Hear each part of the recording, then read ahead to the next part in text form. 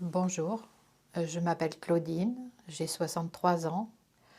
Je suis née de parents français corréziens, je suis donc moi-même corrézienne.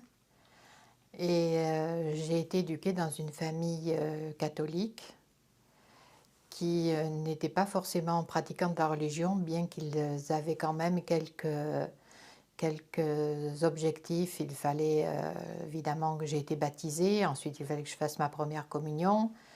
Et on allait régulièrement à la messe de Noël. Ma mère était une adepte de la messe de Noël et de la messe des rameaux, parce que pour elle, il était important de faire bénir un rameau de buis pour la bénédiction dans la maison. Et donc, j'ai perdu mon papa alors que j'avais 11 ans. C'était une époque où je faisais du catéchisme. À l'époque, on disait catéchisme et non pas catéchèse.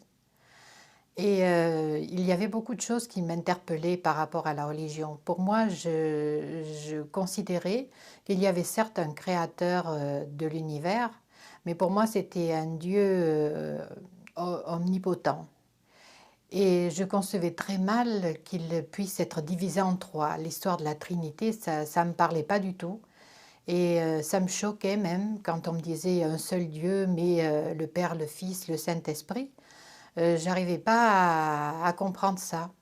Et donc j'ai interrogé le prêtre qui nous faisait le catéchisme et il m'a répondu, il m'a donné une réponse qui m'a pas du tout satisfaite.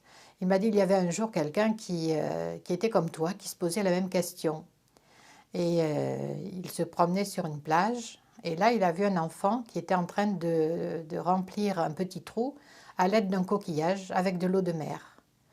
Donc la personne s'est approchée de l'enfant en lui disant mais qu'est-ce que tu fais? Et là il a dit je suis en train de vider la mer dans ce trou-là avec ce coquillage. Et donc la personne lui a répondu mais jamais tu n'y arriveras.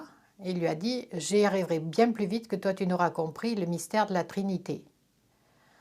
Et donc le temps qu'il réagisse à ce que l'enfant lui avait dit, l'enfant avait disparu. Donc il m'a dit, le prêtre m'a dit, voilà, c'est important d'y croire, mais pas de chercher à comprendre. Or moi j'étais quand même un petit peu cartésienne dans ma tête et un peu rebelle et ça ne me satisfaisait pas du tout cette histoire. Malgré tout, bon, ben, j'ai continué la catéchèse, j'allais à la messe régulièrement, j'ai fait ma première communion. Et par contre, il était un peu tabou à la maison de parler religion. Je ne pouvais pas poser des questions que je voulais.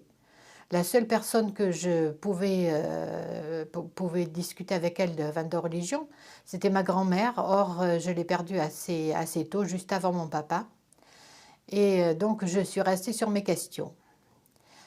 Et bon, je suis ensuite allée au collège, allée au lycée, je priais en cachette. Je récitais des Notre Père, des Je vous salue Marie, en cachette de ma mère parce que je sais pas, c'était tellement difficile avec elle de parler religion que je voulais même pas qu'elle se rende compte que je faisais ça. Et dans les prières que je disais, il y avait des mots qui m'interpellaient et que je n'arrivais pas à les accepter. Je me souviens d'une prière qui disait, qui parlait de Jésus en tant que Fils de Dieu, lumière née de la lumière, vrai Dieu né du vrai Dieu, engendré et non pas créé, de même nature que le Père. Et pour moi, ça c'était quelque chose qui me choquait énormément. Le fait qu'un Dieu pouvait engendrer ou bien être engendré. Jésus était mort sur la croix. J'en étais même arrivée à un moment où ce Jésus-là, ça me disait vraiment trop rien. Pour moi, le seul objectif que j'avais, c'était l'image d'un Dieu omnipotent qui dirigeait l'univers qu'il avait créé. Et ma première année de collège, je me souviens d'un jour, je suis rentrée dans une salle d'études et j'ai vu une fille qui discutait avec ses copines et au moment où j'entrais, elle était en train de dire vous croyez quoi? Jésus-Christ, c'est quoi? C'est un homme comme nous, sauf que lui, ce que lui, il appelait Dieu, nous, on l'appelle notre conscience. Et là, c'est une parole qui m'a marquée et je me suis dit ben voilà, c'est tout du bidon. C'est Dieu en fait, ça n'existe pas. C'est notre conscience qui nous indique le bien et le mal, et on doit agir dans notre vie en fonction de ce que notre conscience nous demande, de ce qu'on ressent entre le bien et le mal. Et donc je me suis positionnée comme ça. Malgré tout, au fond de mon cœur, j'arrivais pas à éliminer carrément une divinité. Et donc, quelque temps après, j'ai encore eu un choc. Mon frère ayant divorcé, et il a voulu se remarier, mais par le fait qu'il était divorcé, il était impossible de repasser par l'église. Pourtant, ma mère tenait absolument qu'il se remarie à l'église. Malheureusement, sa femme était athée, elle était veuve et d'un enfant qu'elle n'avait même pas fait baptiser, donc c'était quelque chose qui me paraissait, qui paraissait impossible. Le curé a refusé de faire les choses par l'église. Et malgré tout, on a quand même réussi à les faire marier en passant par l'église avec un petit apport financier. Alors là, ça a fini de me détourner complètement de la religion. Je me suis dit, bon, ben, tout le monde fait ce qu'il veut, comme il veut, c'est ridicule. Donc je me suis vraiment éloignée de la religion. Et je me suis dit que j'allais consacrer ma vie à l'enfance inadaptée. Donc après avoir passé le bac, j'ai travaillé dans l'enfance inadaptée. Puis ma mère est décédée, ce qui m'a obligée à changer de région. De la Corrèze, j'ai passé à la région lyonnaise, où je vivais chez mon oncle et ma tante. Et à ce moment-là, j'ai connu la personne qui allait être mon mari, était un Algérien. Et la première chose qu'il m'a demandé, est-ce que tu crois en Dieu? Et je lui ai dit, alors là, parle de tout ce que tu veux, mais juste Dieu, évite-le. Je ne crois plus en Dieu, j'ai eu des problèmes avec cette religion et je n'arrive pas à m'imaginer le Dieu que les gens s'imaginent. Et donc il m'a dit, ben non, au contraire, moi je suis croyant et je vais t'expliquer, si tu as des choses que tu n'as pas compris, demande. Et moi j'étais vraiment rébarbateur, je ne voulais vraiment pas en parler. Donc il m'a offert un Coran en français en me demandant de le lire.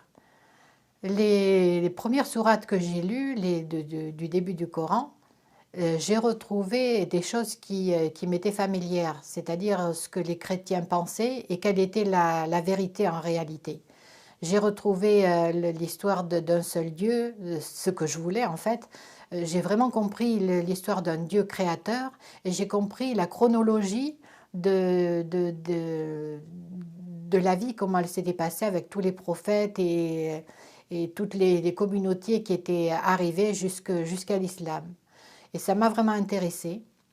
Et petit à petit, à force de lire le Coran, de poser des questions, de faire des recherches, j'ai fini par me convertir. Vraiment du fond du cœur, j'ai trouvé que c'était une religion qui était vraiment, qui avait toutes les valeurs que j'avais en moi et qu'on m'avait appris, on m'avait éduqué quand même sur des valeurs. Et quand j'ai lu le hadith que le prophète de l'islam était tout entier, avait son caractère qui était tout entier le Coran, je me suis plongée dans la biographie du prophète. Et justement, ça a fini de me convaincre et de me renforcer sur cette religion-là. Et à l'heure actuelle, c'est devenu ma religion et je suis heureuse de la pratiquer et heureuse de ressentir toutes les valeurs et de l'impliquer vraiment dans ma vie à tous les moments de la vie, du matin jusqu'au soir, contrairement à ce que je ressentais avant par rapport à la religion catholique où j'avais l'impression qu'elle était vraiment absente de notre vie.